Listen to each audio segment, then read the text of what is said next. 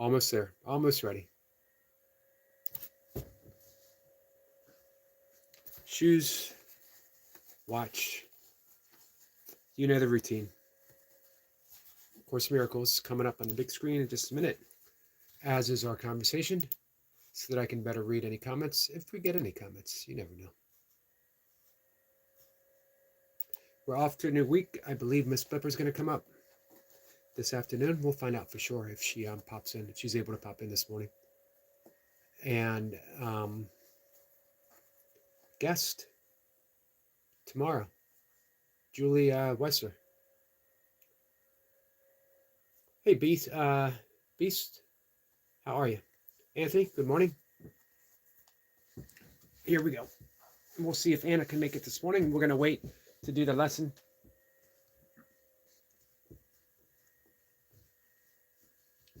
For Anna, I'm putting on my Flux shoes. Flux are good shoes. I hope I can make these last for a bit. They are minimalist shoes, zero drop.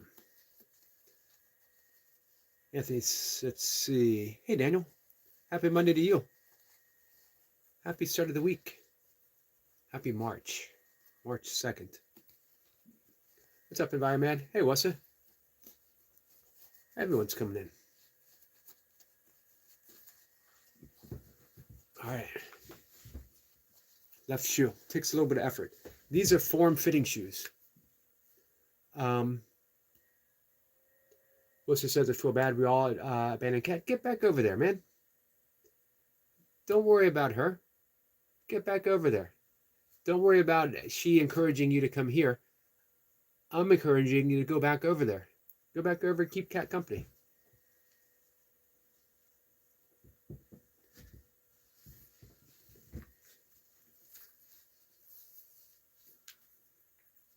Here's the question. Hey, Praveen. I'm kicking all of you guys out. Get back over to Cat. Here's a question to ask yourself. Who's prettier, me or Cat? Whoever's prettier, go on over and hang out with them. Hey, Anna. You can hang out with two beautiful redheads right now, this very moment. And you're over here hanging out with an old bald guy? What's the matter with you people?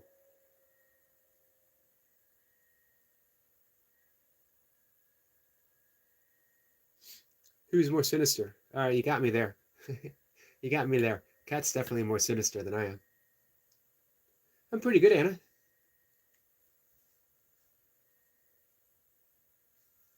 Anthony says, laughing, what's that? I told her Yogi was live. She's coming back. I've been keeping her company for 2 hours.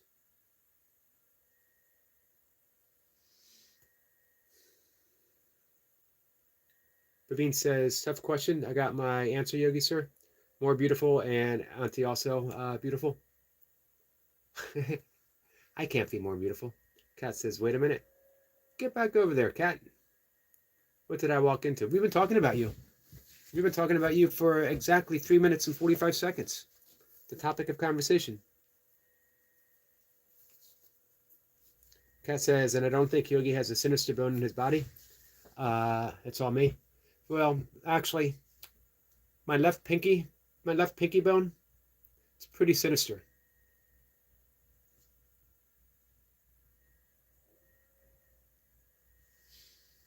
All right. We are aiming for half an hour. As the sun is coming up early, and it's gonna, my morning sunlight is gonna take a hit. I believe March 8th, when I said ugh on camera. Yes. Daylight saving times begin. It doesn't really save you time. It just rearranges time. It takes it away from the morning and gives it to you in the evening, which sucks for me. Maybe not for you guys, but it sucks for me. Hey, Todd. So I want to enjoy every little bit of early morning light before the clocks take it away and it has to reboot itself all over again. So half an hour. That's the goal. That means we need to dive in.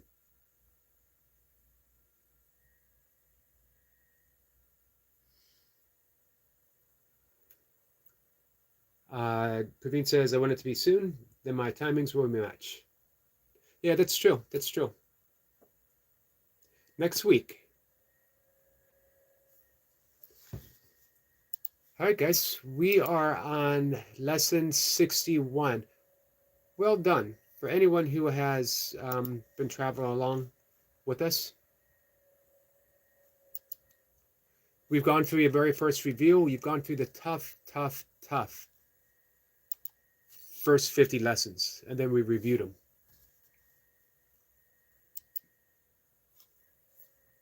Not all of the lessons were tough, but a lot of them were, because everything that we've thought, all the things that we've cherished, we are urged to reevaluate, if not completely let go of. But we made it. Lesson 61. Lesson 61 gives you the truth. I am the light of the world. Not me. You guys. I am the light of the world.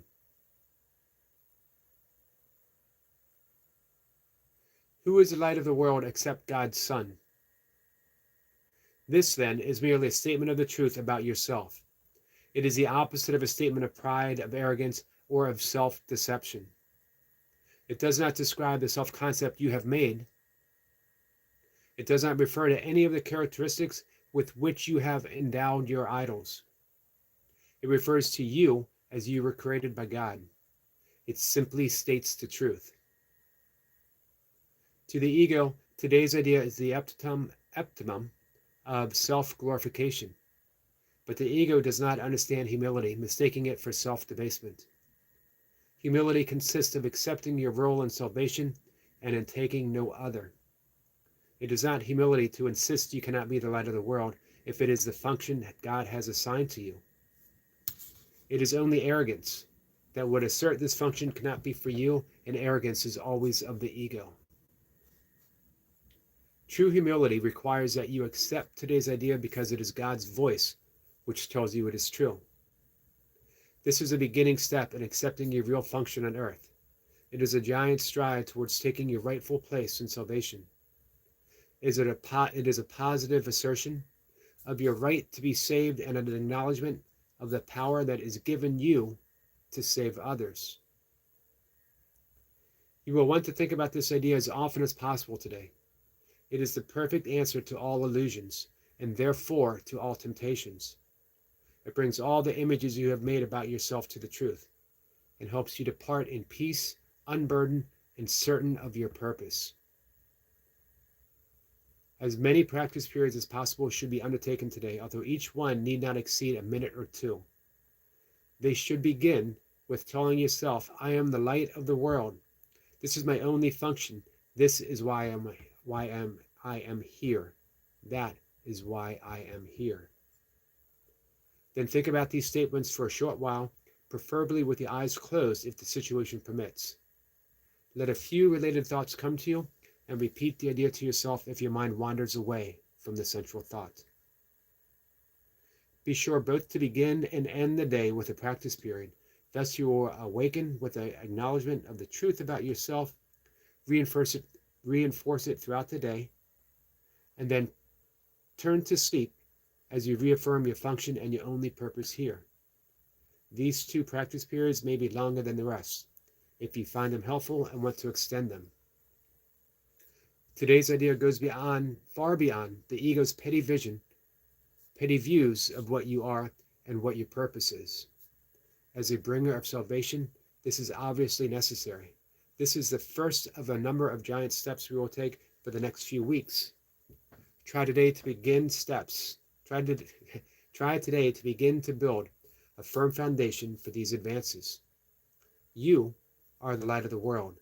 God has built his plan for the salvation of his Son on you. It's a deep responsibility. You are the light of the world. Your job is to reveal that same light within another.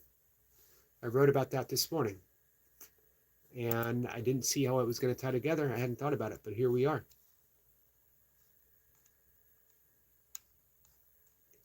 And here's what I wrote. It's titled Depth Charge of Sight. And so what we give is only a bright revelation of identity and truth. Today we learn to give as we receive, and at once we're shown exactly who we truly are. This is shown through a greater vision than an eyesight alone. We're asked to see each other with the eyes of Christ, a depth charge of sight that acts in sharp focus of bringing awareness only to what belongs to God. Anything else is an illusion and simply doesn't register within the holy instant that we're giving each other.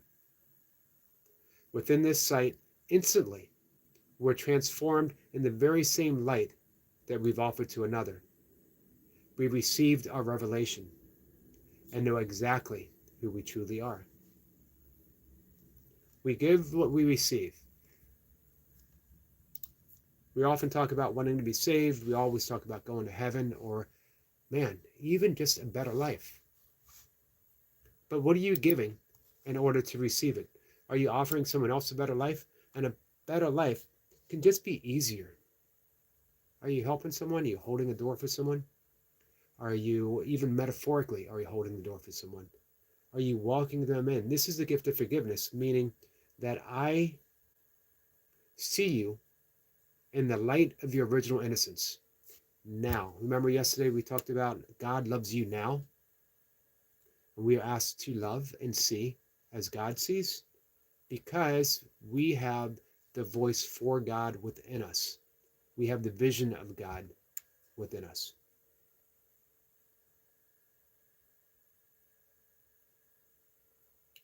Hey, Martine. Martine, how are you?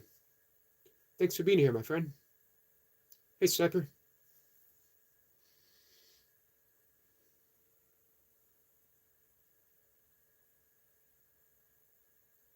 So, going through life, quietly forgiving. No one even has to know that we're doing it.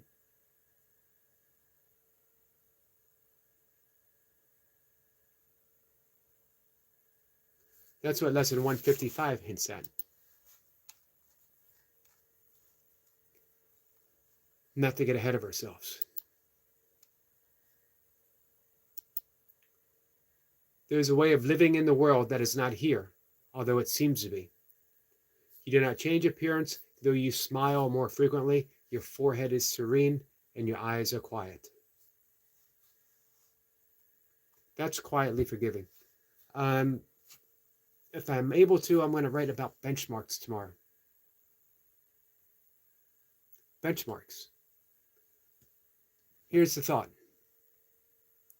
Whatever it is you're doing, spiritual path, are you doing Tai Chi? Are you doing yoga? Are you practicing meditation, breath work? Are you doing A Course in Miracles? Are you studying ancient mysticism? Are you practicing shamanism? It doesn't matter. Is golf your spiritual practice? Is flying a kite your spiritual practice? Is it helping you right now? Are you kinder? Are you able to forgive more easily? Does your life hold a certain grace? Are you able to see beauty everywhere you go? Or at least more often? Are you kinder? Are you more responsive and less reactive? Those are the benchmarks. If everything you're doing doesn't lead to any of that, what's the point in doing it? If you want to know the way to heaven, be a better human being. And by that, recognize who you truly are. Who you truly are isn't mere humanness, your spirit.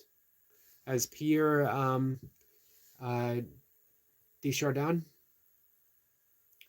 Pierre Teilhard de Chardin, the Jesuit priest and archaeologist, odd combination, said, "You are not a human being that has an occasional spiritual experience. You are a spiritual being having a human experience." If whatever you're doing, if you hold it as a spiritual path, are you kinder? Are you less reactive? If someone came in here and called you a name, could you smile? Shrug it off? Or would you instantly feel the need to react? Not respond, but react.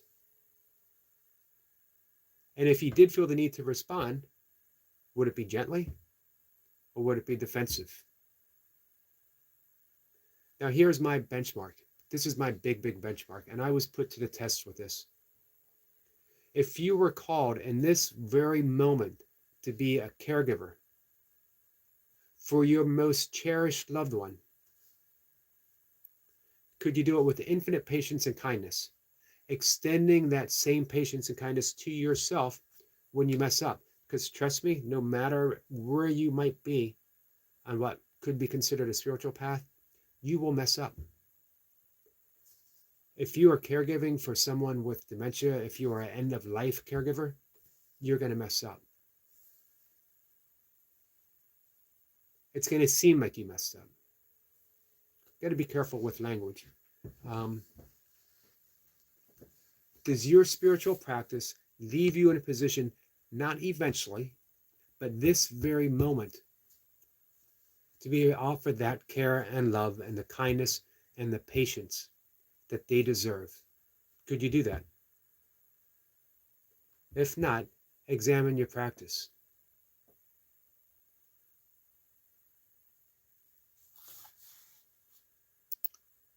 Are you serving your practice, or is your practice serving you? Do you like that spiritual identity? I'm a yogi. I get up every morning and I stretch. I do breath work. I meditate. I'm a serious student of A Course in Miracles. All of that is a spiritual identity. None of it is the essence. However, thank you, Praveen, those practices over a course of years, over a course of decades, over the course of a lifetime now, have been a considerable asset to my life. That's what I hope for you guys. I don't care if you wake up. I don't care if you're enlightened. I don't care if you can pronounce things in Sanskrit that I can't. Come on, seriously, who can't? What I care about, are you happy? Are you happier? Are you happier in the life that you have now? And are you choosing to be host to God or hostage to ego? There's your one and only choice. Right now, this moment, are you host to God or hostage to ego? If your practice is not helping you realize at this moment, I am host to God and I am treating God pretty shabbily, because I think at the same time I'm hostage to ego. You can't be both. Praveen says, Yogi sir and Auntie, my greetings for you. And Auntie is from my side and Samin's side too. Thank you, Praveen. All right.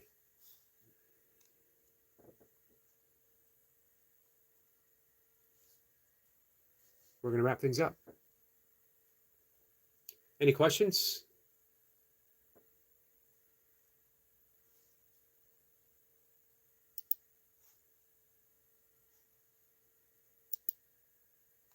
And here's Anna, here's the reason why we can't be both. Ego is an illusion. We are always only host to God. However, we're in a state of forgetting. So as a host, we're treating our guest, our continuous and constant guest, pretty shabbily. However, God does not judge. God waits. God abides. Like the dude. Speaking of the dude, did I mention that I'm a ordained minister in the Church of Dudism? If anyone wants to get married, I'm your man. I can do it.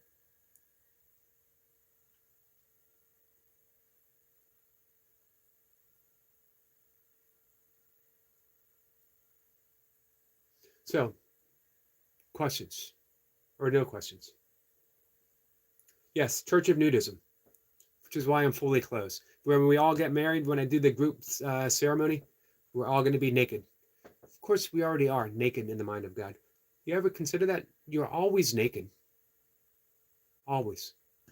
No matter how many layers you might have on, you yourself are still naked. That came to me in a realization that I am me, myself. I'm completely waterproof. Right? I'm as waterproof, and then I put clothes on that get wet, and I complain. Yet me, myself, I'm waterproof. What a weird world we live in. I can't go around naked and walk around my pond because I'd get in trouble, right? That's the law. So I put on clothes in the rain, and they get soaked. Even if I have a rain jacket, some degree is going to get all wet, right? And yet underneath all those clothes, there's a perfectly serviceable, waterproof me. The world does not make sense to me, guys. Praveen says, true Yogi, sir. I'm thinking about now. Praveen saying, Yogi, sir, we're all naked in God's eyes. This is true. This is true. We're all naked in our innocence in God's eyes. Did not need to know that, Wessa. I don't look great naked like I used to. Just chunks of hair everywhere. Oh, man. I'm glad I had my breakfast before I read that statement. Kat says, oh, man, one of my ex-husbands was into the Church of Nudism. Luckily, we lived in Florida.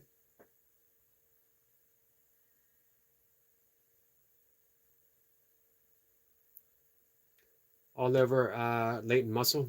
It's a heck of a mess. Well, that ruins the image of the golden god, what's the matter, that I had in my head. I had this image of a golden god with a light always shining down on his head, completely naked in a rainstorm, saying, don't worry, guys, I'm waterproof. And now that image is shot. Praveen says, is summer started here, Yogi, sir? Summer in India means you can literally cook an egg outside with the help of sun rays. Yeah, I know it gets hot. Hey, Lee. Lee, I'm good. Lee, how did you enjoy the cornbread yesterday?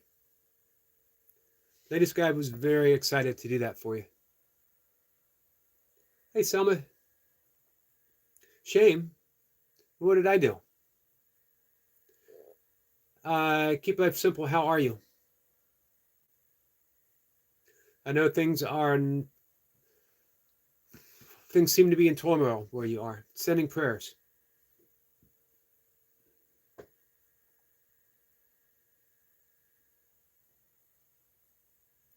Kat says, no shame allowed, Selma.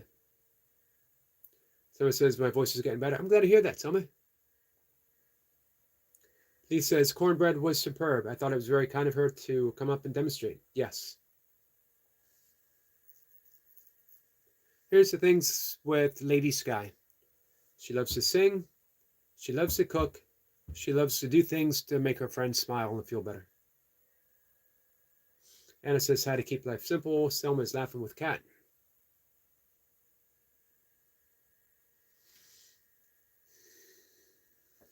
So,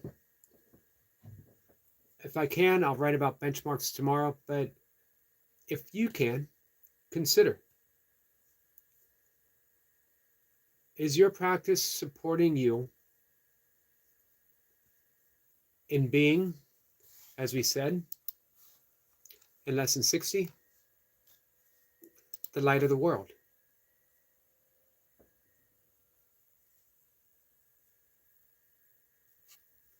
You are the light of the world. I'm going to give away a couple hints here. Lesson 62 says, forgiveness is your function as the light of the world. The light of the world brings peace to every mind through my forgiveness, and let me not forget my function. My only function is the one God gave me. And guess what? Your happiness, my happiness, and my function are one. I am not truly, truly happy, unconditionally so, unless I am fulfilling my function as the light of the world. Forgiveness is my function as the light of the world. And we're talking about true forgiveness. True forgiveness, if I am the light of the world, guess what? So are you.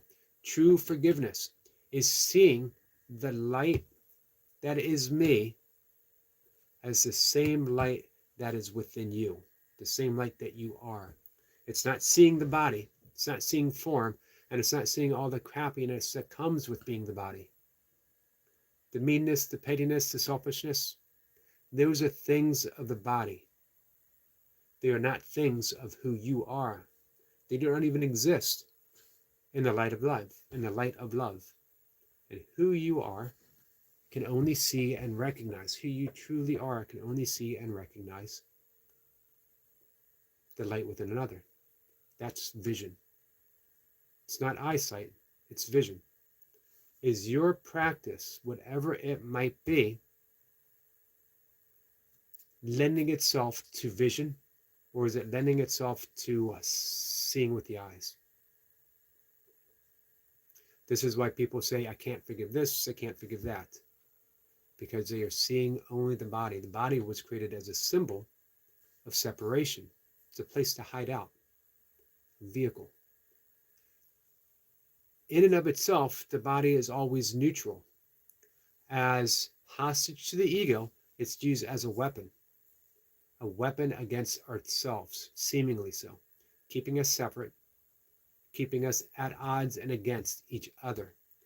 When it's handed over as everything should be to the Holy Spirit is just the voice and the vision for God residing within you. Holy Spirit repurposes everything. Now my body becomes a divine instrument of forgiveness, a divine instrument of extending and creating only and always love. That's it. That's it. Seriously, that's it. Leave. I'm done. I got things to do, man. You're keeping me up.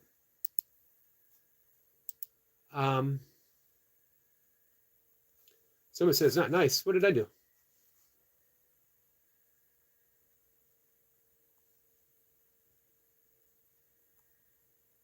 Hey, you should always be able to take the time to say something nice to your friends. I would not be with any other person who said, you can't say something nice to someone because you're with me. Always, always take time to be nice, be kind to everyone, regardless. I really want to say irregardless because I like that word.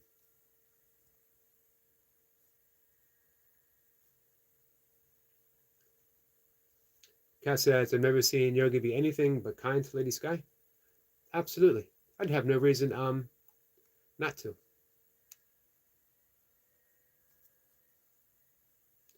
I think we can all be lights, but sometimes our batteries need replacing. We just need to remember to see. It's continuously choosing over and over again. And when you don't, extend that same light to you and just know that you're doing it. We don't need to battle the ego. We don't even need a practice of eradicating or lessening the ego. We just need to know what we're choosing and when we're choosing it. Going back to that statement again, am I hostage to the ego or host to God? And just know the difference.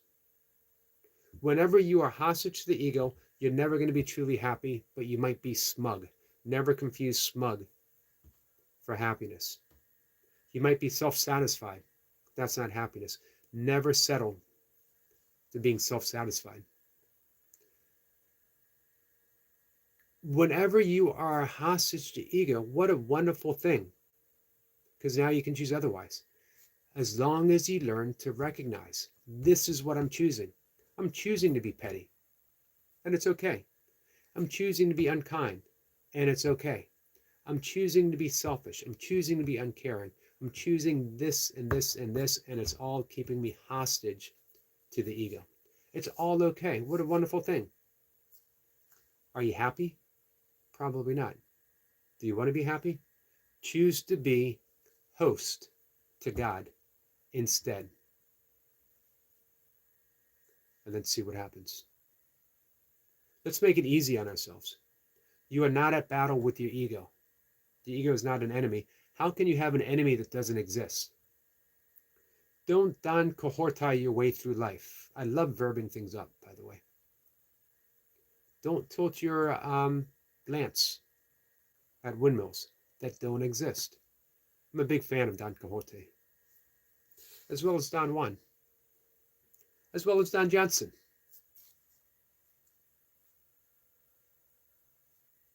I think all the Dons that I know. Don Corleone, the Godfather.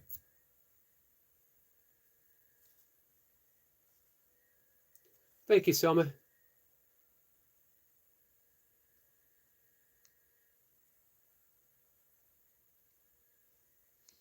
He says, Yogi, why do we sometimes see the most beautiful light in something or someone that appears hurting or broken or doesn't see themselves as light? Because we are seeing our own reflection. You are seeing your own reflection.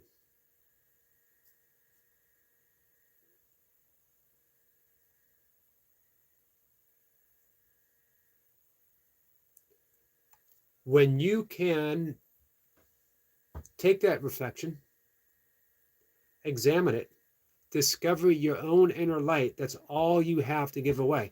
And guess what? To give and receive is the exact same thing. When you are giving it to another, you're receiving it. Guess what? When they're receiving it, they're giving it back to you.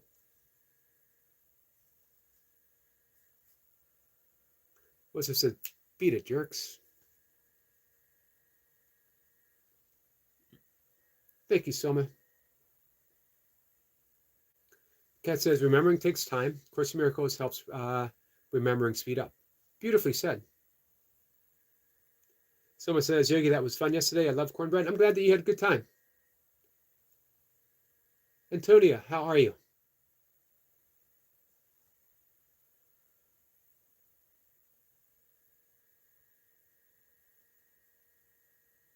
Hey, Ultra. Hey, Zed.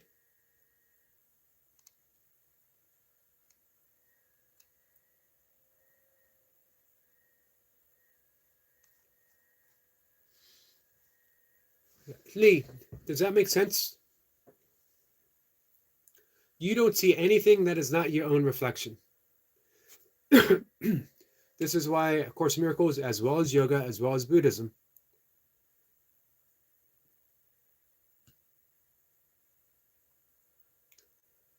remind you, thanks for the Dons. How could I forget? President of the United States is the Don.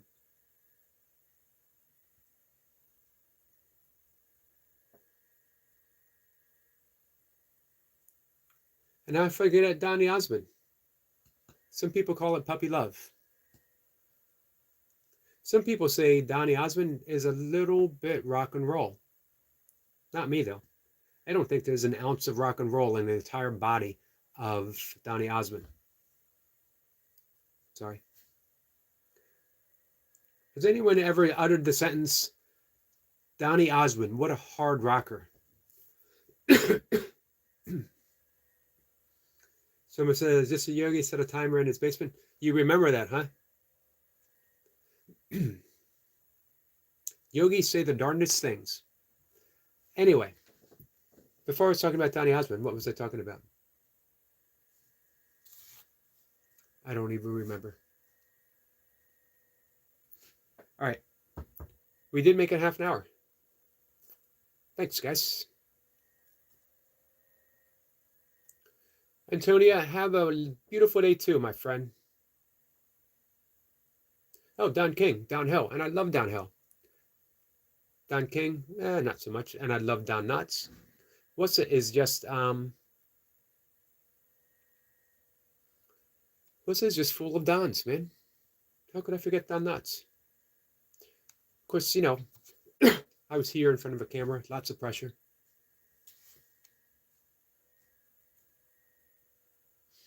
Selma, I would never do such a thing in my basement. Antonia says, I love dancing with the stars while holding hands with infinite possibilities. Beautifully said. Don Cheadle, I challenge you to name one more in the 2 minutes that we have left. What do you got for me, Wessa? Wessa believes that he is the master of all things Don. Oh, shoot. He did it. He did it. Well done, my friend. And now Don you, the master of all Dons, the Doningest of the Donest. You are the Don of the rising of the dead. Donald Duck. All right, we missed that one. Thanks, Don Henley. All right, I get it. I get it. Cat says challenge accepted. All right, one more. Devil or nothing. One more. Let's go. See what you got. Yeah, I thought so. I thought so. It's easy to talk Don until the Don's on the other foot.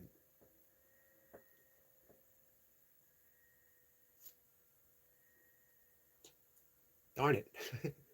Darn it. All right, to quote, oh, someone said Donald Duck. To quote the infamous Cat and Jack, dang it, man. Dang it. Cat's laughing. What's the wins? Don Mattingly.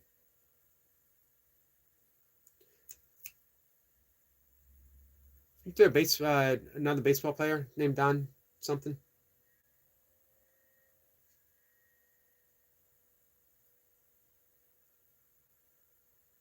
All right. You think you're so smart? Don Marino.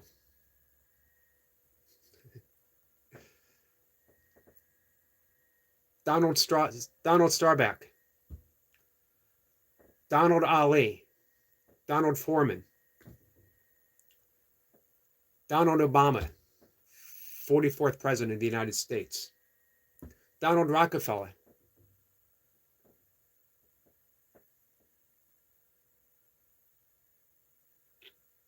Well, see, you're not the only one that has Dons. Donald Maharshi, famous Indian sage. What's his? It's not familiar. You never heard of Donald Ali, the greatest heavyweight champion of all times? I'm going by their given names. You never heard of Donald Rockefeller?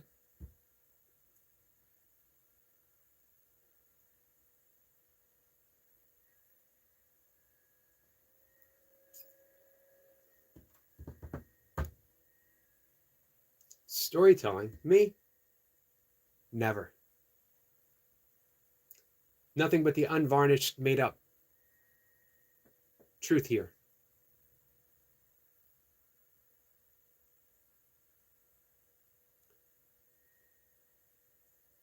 Donaldson Livingston Seagull, famous book. Dawn of the Dead, famous movie. Return of the Dawn of the Dead, famous sequel.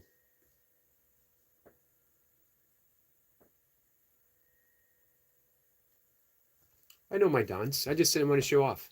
All right, guys, I got to go. I love you all. Don Imus.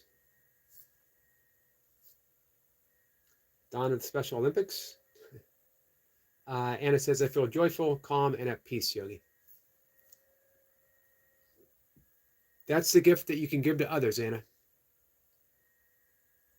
Antonio says, Yogi, look up this poem. James McCree, Instructions Before Visiting Earth. Life-changing experience if you dare enter. Hey, if you remind me,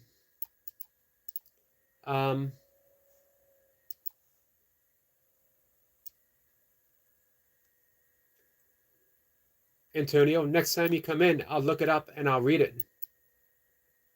How's that sound? The next time I'm live, don't have a guest. If you come in and remind me, I'll look it up and read it. Thanks. I hope I see lots of foxes. The sun's getting ready soon to come up. And the beavers are back. Very fortunate for that. I hope I see one. Hey, Miss Osgood. And the Mercinger ducks. Maybe they're here for one more day. We'll see. All right. Love you all. I think we'll have Miss Blipper today. We'll see.